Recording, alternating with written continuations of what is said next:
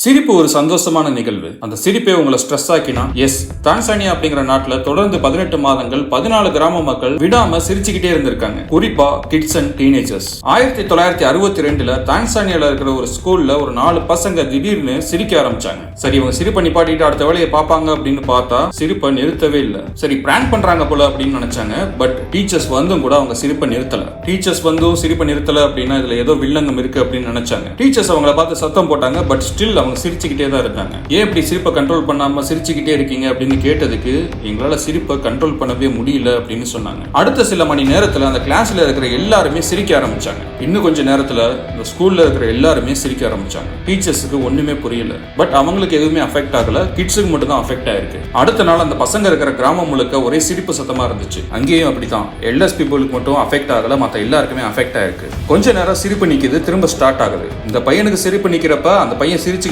இருக்கான். அந்த பையன் சிரிக்கிறத பார்த்துட்டு இவனும் சிரிக்க ஆரம்பிக்கிறான். இப்படியே கேப்பிட்டு எல்லாருமே சிரிச்சுக்கிட்டே இருந்தாங்க. இப்படியே கொஞ்சம் கொஞ்சமா அந்த சிரிப்பு நோய் பக்கத்து கிராமத்துக்கும் பரவ ஆரம்பிச்சது. விஷயம் தீவிரமானதும் அரசு நடவடிக்கை எடுக்க ஆரம்பிச்சாங்க. எல்லாருக்குமே பிளட் டெஸ்ட் எடுத்து பார்த்தாங்க. என்ன வைரஸ் என்ன பாக்டீரியா இருக்கு அப்படின்னு டெஸ்ட் எடுத்து பார்த்தாங்க. பட் யாருக்குமே எதுவுமே இல்லை அப்படின்னு ரிசல்ட் வந்துச்சு. எல்லாருக்குமே பிளட் ரிசல்ட் நார்மல் அப்படின்னு தான் வந்துச்சு. பட் சிரிப்பு சத்தம் நிக்கவே இல்லை. இது ரொம்ப ரோதனையான விஷயங்க. என்ன நோயின்னு தெரியல, எப்ப கம்ப்ளீட் ஆகணும்னு தெரியல. ரொம்பவே வேதனைப்பட்டாங்க. இப்படிதான் சார்லஸ் ஆஸ்போர் அப்படின்னு ஒருத்தருக்கு திடீர்னு விக்கல் எடுக்க ஆரம்பிச்சது. 1922ல விக்கல் எடுக்க ஆரம்பிச்சது. 1990 வரைக்கும் அவர் விக்கிக்கிட்டே தான் இருந்தாரு. ஆனா அவர் இறக்க போற ஒரு வருஷத்துக்கு முன்னாடி அந்த விக்கல் நின்றுச்சு. மொத்தமா 430 மில்லியன் தடவை அவர் வாழ்நாள்ல விக்கி இருந்தாரு. எந்த டாக்டராலையும் எதனால விக்கல் வருது, இதை எப்படி கியூர் பண்றது அப்படின்னு சொல்லவே முடியல. அது போல ஒண்ணுதான் இதுவும் இருக்கலாம். ஒரு வழியா ஒரு 18 மாசம் கழிச்சு கொஞ்சம் கொஞ்சமா அந்த சிரிப்பு நோய் ஃபேட் ஆகி மறைஞ்சு போயிடுச்சு. பட் ஸ்டில் இந்நாள் வரைக்கும் அது எதனால வந்துச்சு அப்படின்னு யாராலையுமே சரியா சொல்ல முடியல. அந்த நிகழ்வுக்கு பின்னால யாராவது நிஜமா சிரிச்சா கூட அந்த நோயால சிரிக்கிறாங்களோ அப்படின்னு பயமா தான் இருந்துச்சு அவங்களுக்கு.